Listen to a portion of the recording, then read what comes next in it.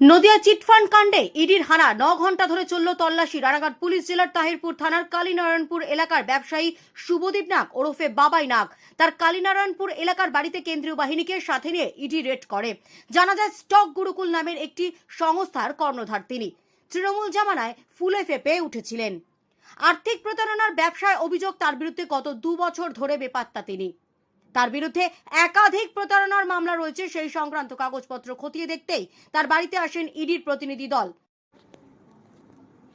এই এলাকায় তার দুটি বিলাসবহুল বাড়ি ও অফিস থাকার অভিযোগ রয়েছে।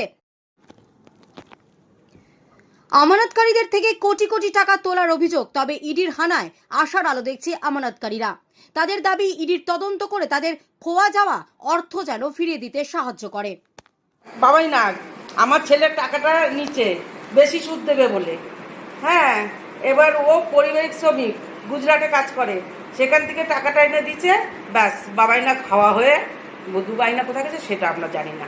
টাকা সুদও দেয়নি, টাকাও দেয়নি। এটার আমরা একটা টাকাও চাই, ওর শাস্তিও চাই।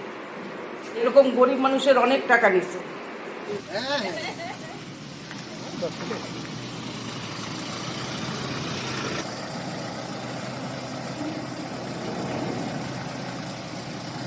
বলছি বাবাই নাগ তো কি কোম্পানি খুঁজেছে, ও কি কোম্পানির নাম বলতো যাই না, কিন্তু পরে শুনি চিটফান্ড।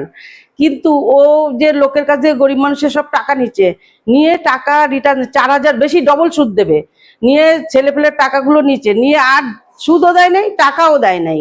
হ্যাঁ, তারপরে ও এখান থেকে পালিয়ে গেছে।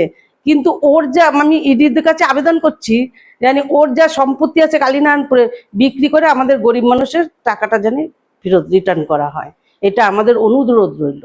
যে বাবাই নাগ শুনেছি আমরা যে এখান থেকে মানে অনেক লোকের কাছ থেকে টাকা পয়সা নিয়ে আসতো, যে 1 লাখে 4,000 টাকা করে দেব, মানে মানুষকে, গরিব মানুষ প্রচুর লোকেই দিয়েছে। সেই লোভে তাহলে আমরা ইডির কাছে আবেদন জানাচ্ছি, যেন ইডি এটা ভালো করে তদন্ত করে দেখুক, আর এটা হচ্ছে গরিব লোকের টাকাটা যেন মানে সবাইকে ফেরত দিয়ে দেখ। এই যে সম্পত্তি আছে, সম্পত্তি বিক্রি করে যেন প্রত্যেকটা লোকের যেন টাকাটা দিয়ে দেয়, ওর শাস্তি হোক, সেটাই আমরা চাই।